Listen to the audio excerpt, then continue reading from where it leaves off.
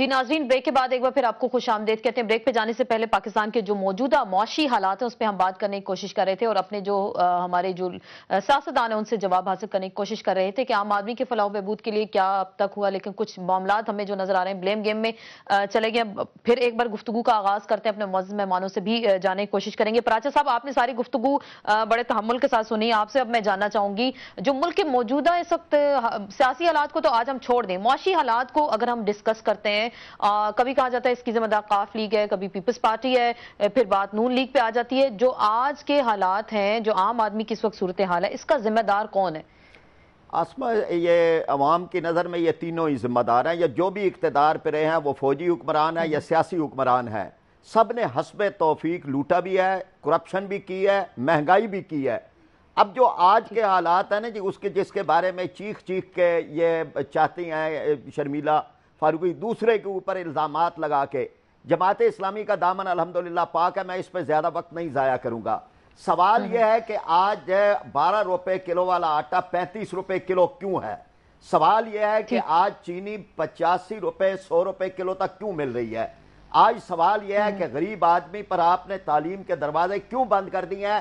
اور یہ سوال صدیق الفاروق صاحب سے بھی ہے کہ پنجاب کے اندر 26 کالجز کو تعلیمی سوداگروں کے حوالے کیا جا رہا ہے۔ سوال یہ ہے کہ یہ جو کچھ ہے آج آپ 32ویں نمبر کے اوپر آ رہے ہیں، 34ویں نمبر پہ، یہ کس وجہ سے ہوا ہے؟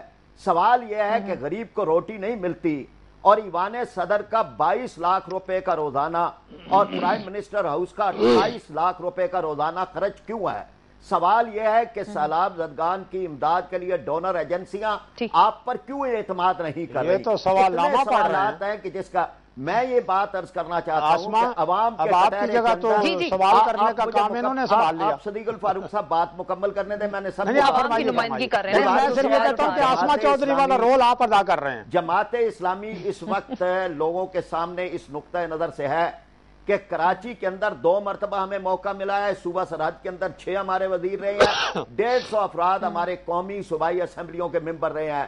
کوئی کرپشن کا الزام ہم اس وقت عوام کے کٹہرے میں آپ بھی کھڑے ہیں، ہم بھی کھڑے ہیں، کوئی پلاٹ، کوئی قرضے لیے، کوئی قرضے معاف کروائے، الحمدللہ۔ یعنی ہم آج غریب کی بات ہم کر سکتے ہیں، عام آدمی کی بات ہم کر سکتے ہیں، اور کرپشن کے آپ کہہ رہے ہیں باقی سیاسی جو جماعتیں ان کو کوئی حق نہیں ہے کیونکہ یہ لوٹ مار میں آپ یہ کہنا چاہ رہے ہیں کہ شامل رہیں۔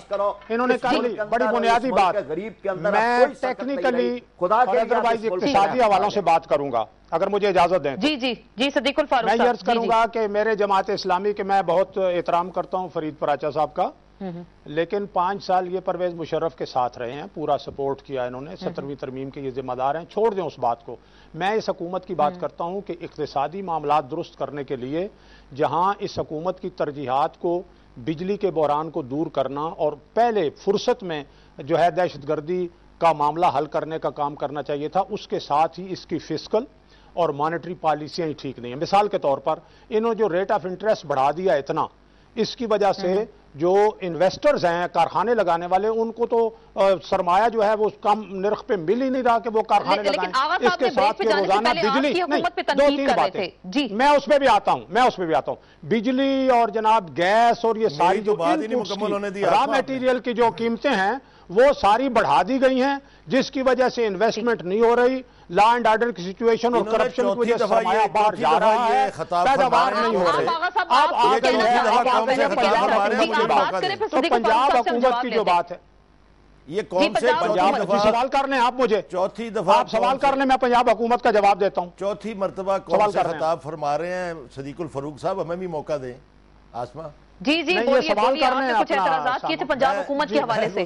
میں گزارش کرتا ہوں، جب میں چینی کی بات کرتا ہوں تو صدیق الفاروق صاحب کو غصہ کیوں آ جاتا ہے؟ مجھے بتائیں، کیا میں جھوٹ بولتا ہوں؟ اب انہوں نے پلیز ایک منٹ پلیز اب آپ تھوڑی سی بات سن لیں، تھوڑا سا جھوٹ فرمائیے۔ دیکھیں اگر آپ 100% جھوٹ بول رہے ہوں گے تو میرے اثر تو ہوگا نا، اثر تو ہوگا، آپ کے ساتھ رہا ہوں، تھوڑا بہت تو اثر ہوگا۔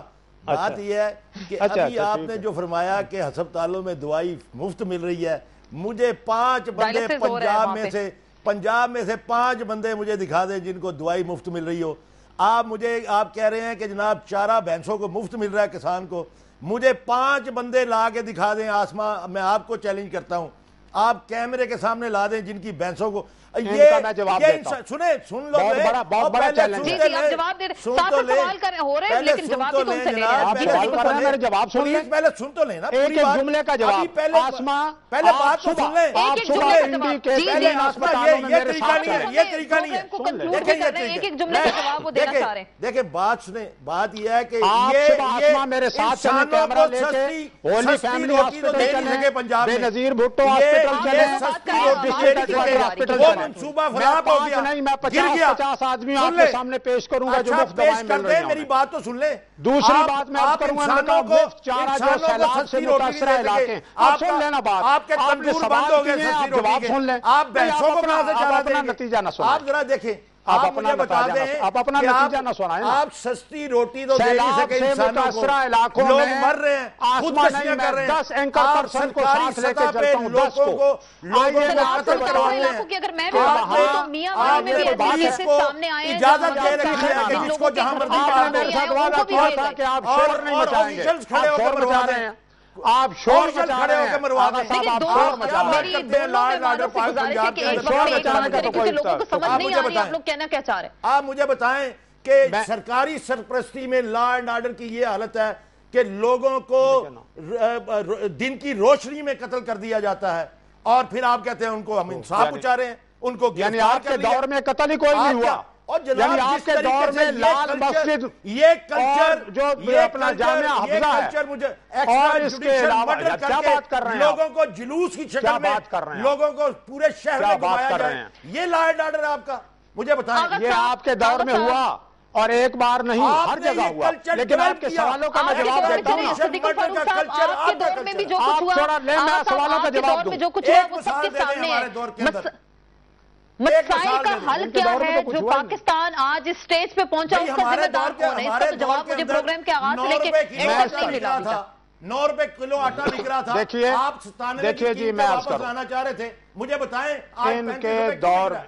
میں جواب تو دوں نا، آغا صاحب آپ نے سوال کر لیے، 50 سوال کیے مجھے جواب دینے دیں۔ دیکھیں جی، پہلی بات یہ ہے کہ انہوں نے یہ کہا کہ ان کے دور میں کچھ نہیں ہوا، میں نے بتاتا ہوں کہ ان کے دور میں گندم 200 روپے من جو ہے وہ بیرون ملک برآمد کی گئی اور 600 روپے من درآمد کی گئی۔ دوسری بات یہ ہے کہ چینی کا سنیں نا، اب سن تو لیں، اب سن تو لیں، اور وہ ریفرنس، اب آغا صاحب اگر آپ چپ نہیں کریں گے سوال کرتے چلے جائیں گے تو یہ تو کوئی بات نہیں ہے، یہ مجھے کنکلوڈ کرنا ہے، مجھے خود سمجھ نہیں آ رہی کہ دونوں کی طرف سے کیا اعتراضات اٹھائے جا رہے ہیں۔